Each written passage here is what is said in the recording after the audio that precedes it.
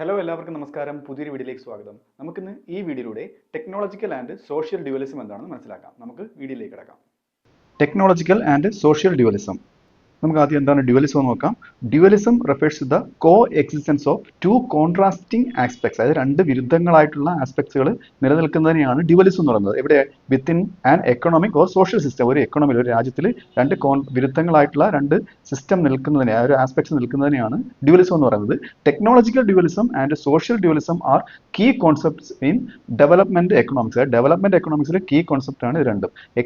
ഇത് രണ്ട് എക്സ്പ്ലെയിൻ ചെയ്യുന്നത് ഡിസ്പാരിറ്റീസ് ഇൻ ടെക്നോളജി യൂസ്, അതായത് ടെക്നോളജി യൂസിലുള്ള ആ ഒരു അന്തരവും ആൻഡ് സോഷ്യൽ സ്ട്രക്ചർ, അതായത് സാമൂഹിക ഘടനയിലുള്ള ആ ഒരു അന്തരവും ആണ് ഇത് എക്സ്പ്ലെയിൻ ചെയ്യുന്നത് വിത്തിൻ ആൻ എക്കണോമി, ഒരു രാജ്യത്തിനുള്ളിലെ.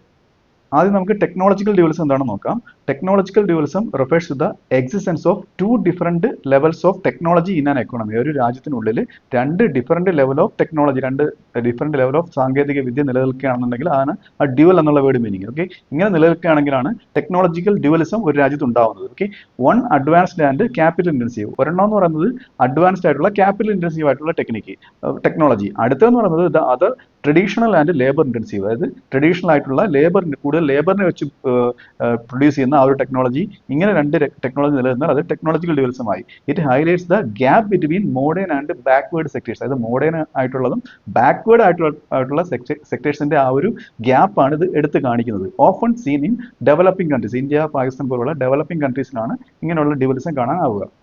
ഇനി നമുക്ക് ഇതിന്റെ പ്രത്യേകത നോക്കാം. Features of technological dualism. അതിൽ ഒന്നാമത് മോഡേൺ വേഴ്സസ് ട്രഡീഷണൽ സെക്ടേഴ്സ് ആണ്. മോഡേൺ ആയിട്ടുള്ള, നേരത്തെ പറഞ്ഞ പോലെ മോഡേൺ ആയിട്ടുള്ളതും ട്രഡീഷണൽ ആയിട്ടുള്ള സെക്ടേഴ്സിന്റെ നിലനിൽപ്പ്. അതായത് urban industries use advanced machinery. Urban ആയിട്ട്, അതായത് പട്ടണങ്ങളിലുള്ള ഇൻഡസ്ട്രീസ് ഉപയോഗിക്കും? അഡ്വാൻസ്ഡ് ആയിട്ടുള്ള മെഷീനറി ഉപയോഗിക്കും. വൈൽ റൂറൽ സെക്ടേഴ്സ്, അതായത് ഗ്രാമീണ പ്രദേശങ്ങളിൽ അവരെന്താ കൂടുതൽ ആശ്രയിക്കുന്നത്? റിലൈ ഓൺ പ്രിമിറ്റീവ് ടൂൾസ്, അതായത് പരമ്പരാഗതമായിട്ടുള്ള പുരാതനമായിട്ടുള്ള ടൂൾസിലാണ് അവർ ആശ്രയിക്കുന്നത്. അടുത്തത് പ്രൊഡക്ടിവിറ്റി ഗ്യാപ്പ്, അതായത് the modern sector is highly productive, അവർ മോഡേൺ അഡ്വാൻസ്ഡ് മെഷീനറി ഉപയോഗിക്കുന്നത് കൊണ്ട്.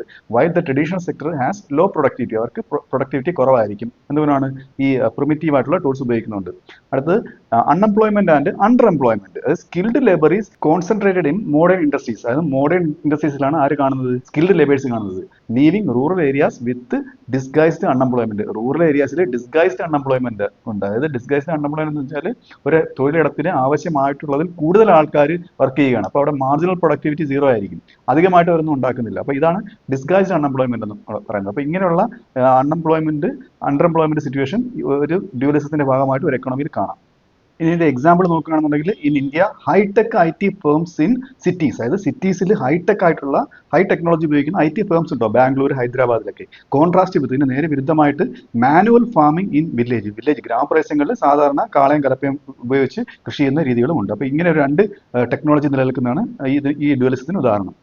ഇത് നമുക്ക് ഇതിൽ ഉൾപ്പെടുന്ന മറ്റ് കാര്യങ്ങൾ നോക്കാം, അതിന്റെ ഇംപ്ലിക്കേഷൻസ്. അതായത് ഒന്നാമത് widening income inequality between rural and urban areas, അതായത് റൂറൽ ഏരിയയിലും അർബൻ ഏരിയയിലും ഉള്ള ആൾക്കാർക്ക് ലഭിക്കുന്ന വരുമാനത്തിന് അസമത്വം ഉണ്ടാകുന്നു. റൂറൽ ഏരിയയിലുള്ളവർക്ക് കൂടുതൽ ഇൻകം കിട്ടുന്നു, അർബൻ ഏരിയയിലുള്ളവർക്ക് കുറച്ച് ഇൻകം കിട്ടുന്നു. ഓക്കെ, അടുത്തത് hinders economic integration and balanced growth. Balanced ആയിട്ടുള്ള ഒരു ഗ്രോത്തിനെയും ആ ഒരു എക്കണോമിക് ഇന്റഗ്രേഷനെയും, ഒരു സാമ്പത്തികമായിട്ടുള്ള, അതായത് ഒരു രാജ്യത്തെ എല്ലാം സമഗ്രമായിട്ട് ഒരുമിച്ച് മുന്നേറുന്ന ആ ഒരു രീതിയെയും എന്ത് ചെയ്യുന്നത്? തടസ്സപ്പെടുത്തുന്നു. ഓക്കെ, അതായത് രണ്ട് ടെക്നോളജി നിലനിൽക്കുകയല്ലേ. ഓക്കെ, അടുത്തത് calls for technology diffusion policies to bridge the gap. ഞാൻ നേരത്തെ പറഞ്ഞ ഈ ഗ്യാപ്പ് നികത്തുന്നതിന് വേണ്ടിയിട്ട് ടെക്നോളജി ഡിഫ്യൂഷൻ, അതായത് ഒരു അഡ്വാൻസ് ടെക്നോളജി എല്ലായിടത്തും വ്യാപിപ്പിക്കുന്ന രീതിയിലുള്ള പോളിസീസ് എടുക്കേണ്ടി വരും. അപ്പോൾ ഇതൊക്കെ അതിന്റെ ഇംപ്ലിക്കേഷൻസ് ആണ്. നമുക്കടുത്ത് സോഷ്യൽ ഡ്യുവലിസം എന്താണെന്ന് നോക്കാം. Social dualism refers to the coexistence of two different social system, അതായത് രണ്ട് സാമൂഹിക വ്യവസ്ഥിതികൾ ഒരു രാജ്യത്ത് നിലനിൽക്കുന്നതാണ് social dualism within a country. One modern and progressive, ഒന്നെന്ന് പറയുന്നത് മോഡേൺ ആയിട്ടുള്ളതും പുരോഗതിയുള്ളതുമായിട്ടുള്ള, എന്നാൽ the other traditional and stagnant, അതായത് മറ്റൊന്ന് പറയുന്നത് പരമ്പരാഗതവും പിന്നെ പുരോഗതി ഇല്ലാത്തതുമായിട്ടുള്ള, ഇങ്ങനെ രണ്ട് സോഷ്യൽ സിസ്റ്റം നിലനിന്നാൽ അതാണ് social dualism. Okay, it was introduced by J.K. Boeke എന്ന ഒരു എക്കണോമിസ്റ്റ് ആണ് ഇത് ഇൻട്രൊഡ്യൂസ് ചെയ്തത്. In the context of colonial എക്കണോമിക്സിന്റെ പറ്റി ഇദ്ദേഹം എക്സ്പ്ലെയിൻ ചെയ്തപ്പോഴത്തേക്ക് ആ ഒരു സന്ദർഭത്തിലാണ് ഇദ്ദേഹം ഈ ഒരു ഡ്യുവലിസം എക്സ്പ്ലെയിൻ ചെയ്തത്. ഇനി നമുക്ക് അതിന്റെ ഫീച്ചേഴ്സ് നോക്കാം, അതിന്റെ പ്രത്യേകതകൾ. Features of social dualism. അതായത് ഒന്നാമത്തത് കൾച്ചറൽ ഡിവൈഡ് ആണ്. ഇത് വെസ്റ്റേണൈസ്ഡ് ആയിട്ടുള്ള പാശ്ചാത്യ രീതിയിലുള്ള അർബൻ, അതായത് സിറ്റീസ് കൂടുതലുള്ള urban populations adopt modern lifestyle. അപ്പോൾ അവരെന്ത് ചെയ്യും, മോഡേൺ ആയിട്ടുള്ള ലൈഫ് സ്റ്റൈൽ അവർ സ്വീകരിക്കും. വൈൽ റൂറൽ കമ്മ്യൂണിറ്റീസ്, ഗ്രാമപ്രദേശങ്ങളിലുള്ളവരാണെങ്കിലോ ഫോളോ ട്രഡീഷണൽ കസ്റ്റംസ്, പരമ്പരാഗത രീതിയിലുള്ള വസ്ത്രധാരണങ്ങൾ, ആ ഒരു കൾച്ചർ അവർ ഫോളോ ചെയ്യും. ഓക്കെ, അതാണ് കൾച്ചറൽ ഡിവൈഡ് എന്ന് പറയുന്നത്. അടുത്ത എക്കണോമിക് ഡിസ്പാരിറ്റി, സാമ്പത്തിക അന്തരമുണ്ട്. Industrial workers earn higher wages, അവരെന്ത് ചെയ്യും, ഹയർ ആയിട്ടുള്ള ഉയർന്ന വേതനങ്ങൾ, ശമ്പളം കിട്ടുന്നവർക്ക്. വൈൽ അഗ്രേറിയൻ ലേബേഴ്സ്, അതായത് കാർഷിക മേഖലയിൽ പണിയെടുക്കുന്ന അങ്ങനെയുള്ള labours struggle with subsistence income, അതായത് അവർക്ക് ജസ്റ്റ് അവരുടെ day to day expenses meet ചെയ്യാനുള്ള ആ ഒരു ഇൻകം മാത്രമേ അവർക്ക് കിട്ടുന്നുള്ളൂ. അടുത്തത് റെസിസ്റ്റൻസ് ടു ചേഞ്ച്, അതായത് മാറാൻ വിസമ്മതിക്കുന്ന ഒരു സമൂഹം ഇവിടെ ഉണ്ട്. അത് മറ്റൊരു പ്രത്യേകതയാണ്. അതായത് ട്രഡീഷണൽ സെക്ടേഴ്സ് റെസിസ്റ്റ് മോഡേണൈസേഷൻ, അവർ മോഡേണൈസേഷനെ അവർ എതിർക്കുകയാണ്. Due to deep rooted customs and values, അവർക്ക് ചില വാല്യൂസ് ഉണ്ട്, അവർ പരമ്പരാഗതമായിട്ട് പിന്തുടർന്ന ചില ആചാരങ്ങളൊക്കെ ഉണ്ട്, അതുകൊണ്ട് അവർ മാറാൻ വിസമ്മതിച്ച് നിൽക്കുന്ന ഒരു സമൂഹമുണ്ട്. അപ്പൊ ഇതാണ് ഈ സോഷ്യൽ ഡ്യുവലിസത്തിന്റെ പ്രത്യേകതകൾ. ഇതിനൊരു എക്സാമ്പിൾ ആയിട്ട് പറയുന്നത് ഇന്തോനേഷ്യയിൽ മോഡേൺ ബിസിനസ് എലൈറ്റ്സ്, അതായത് വളരെ വലിയ, അതായത് മൾട്ടിനാഷണൽ ആയിട്ടുള്ള കമ്പനികളുണ്ട്, ബിസിനസ്സുകളുണ്ട്, അത് കോ എക്സിസ്റ്റ് വിത്ത് റൂറൽ കമ്മ്യൂണിറ്റീസ്, അത് റൂറൽ ആയിട്ടുള്ള കമ്മ്യൂണിറ്റീസ് ആയിട്ട് കോ എക്സിസ്റ്റ് ചെയ്ത് നിൽക്കുകയാണ്. അത് രണ്ട് കൾച്ചർ അവിടെ ഉണ്ട്. ഫോളോയിങ് കസ്റ്റമറി ലാൻഡ് പ്രാക്ടീസ്, അതായത് പരമ്പരാഗത രീതിയിലുള്ള ലാൻഡ് പ്രാക്ടീസ് ഫോളോ ചെയ്യുന്ന ഒരു കമ്മ്യൂണിറ്റി അവിടെ ഉണ്ട്. അപ്പോൾ ഈ രണ്ട് എക്സിസ്റ്റൻസ് ആണ് ഇവിടെ ഇന്തോനേഷ്യയിൽ, അത് ഈ സോഷ്യൽ ഡ്യുവലിസത്തിന് ഉദാഹരണമായിട്ട് പറയാവുന്നത്.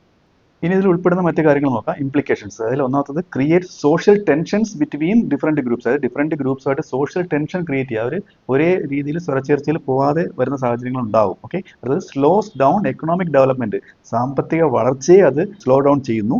As traditional institutions resist reforms, അതായത് നേരത്തെ പറഞ്ഞ പോലെ ട്രഡീഷണൽ ആയിട്ടുള്ള ഇൻസ്റ്റിറ്റ്യൂഷൻസ് അവരുടെ ആ ഒരു റിഫോംസ്, ആ ഒരു പരിഷ്കാരങ്ങൾ അവർ റെസിസ്റ്റ് ചെയ്യുന്നു, അവരുടെ പരമ്പരാഗത രീതി പിന്തുടരുന്നുമുണ്ട്. ഓക്കെ, അതുകൊണ്ട് എക്കണോമിക് ഡെവലപ്മെന്റ് സ്ലോ ഡൗൺ ആവുന്നതാണ്. ഓക്കെ, അടുത്തത് requires inclusive policies to integrate both sectors, ഈ രണ്ട് സെക്ടേഴ്സിനെയും ഒരുമിച്ച് കൊണ്ടുപോകുന്നതിന് ഇൻക്ലൂസീവ് ആയിട്ടുള്ള പോളിസീസ് വേണ്ടി വരും.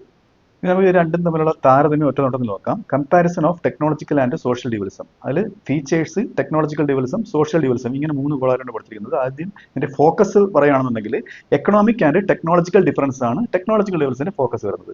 സോഷ്യൽ ഡ്യുവലിസത്തിൽ സോഷ്യൽ ആൻഡ് കൾച്ചറൽ ഡിഫറൻസസ് ആണ്, നേരത്തെ പറഞ്ഞു കഴിഞ്ഞു. അടുത്ത മെയിൻ ഇഷ്യൂ എന്ന് പറയുന്നത് ഇവിടെ എന്താണ്, ടെക്നോളജിക്കൽ ഡ്യുവലിസത്തിൽ അൺഈക്വൽ യൂസ് ഓഫ് ടെക്നോളജി ആണ്. ഓക്കെ, അത് സോഷ്യൽ ഡ്യുവലിസത്തിൽ coexistence of modern and traditional social system. Okay, ഇത് ഞാൻ ഒറ്റ നോട്ടത്തിൽ പറയുന്നേ ഉള്ളൂ. അടുത്ത ഇമ്പാക്ട് എങ്ങനെയാണ് ഉണ്ടാകുന്നത്, ടെക്നോളജി ഡെവലപ്മെന്റിൽ ലോ പ്രൊഡക്ടിവിറ്റി, വേജ് ഗ്യാപ്സ് ഒക്കെ ഉണ്ടാവുന്നുണ്ട്.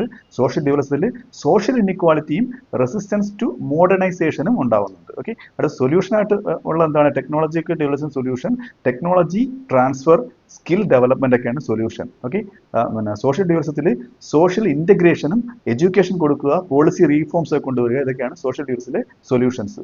ഇനി ഇതിന്റെ കൺക്ലൂഷൻ ആയിട്ട് പറയാവുന്നത് both technological and social development highlight the structural challenges ആണ്, അതായത് ഘടനാപരമായിട്ടുള്ള വെല്ലുവിളികൾ ഫേസ്ഡ് ബൈ ഡെവലപ്പിംഗ് കൺട്രീസ്, അതായത് ഇന്ത്യയെ പോലുള്ള ഡെവലപ്പിംഗ് കൺട്രീസ് നേരിടുന്ന ഘടനാപരമായിട്ടുള്ള വെല്ലുവിളികളാണ് ഈ രണ്ട് ഡെവലപ്മെന്റ്സും എടുത്തു കാട്ടുന്നത്. ബ്രിഡ്ജിങ് ദീസ് ഗ്യാപ്സ് റിക്വയർസ്, അതായത് ഈ രണ്ട് ഗ്യാപ്പുകളും ബ്രിഡ്ജ് ചെയ്യുന്നതിന്, അത് ഇല്ലാതാക്കുന്നതിന് ഇൻക്ലൂസീവ് ആയിട്ടുള്ള എക്കണോമിക് പോളിസീസ് വേണം, എഡ്യൂക്കേഷൻ കൊടുക്കണം, ആൻഡ് ഇൻവെസ്റ്റ്മെന്റ് ഇൻ റൂറൽ ഡെവലപ്മെന്റിന് വേണ്ടിയിട്ടുള്ള നിക്ഷേപങ്ങളൊക്കെ ഗവൺമെന്റ് നടത്തണം. അപ്പോൾ ഈ വീഡിയോ നിങ്ങൾക്ക് മനസ്സിലായെന്ന് വിശ്വസിക്കുന്നു. അടുത്ത വീഡിയോയുടെ മറ്റൊരു വിഷയമായി വീണ്ടും കാണാം.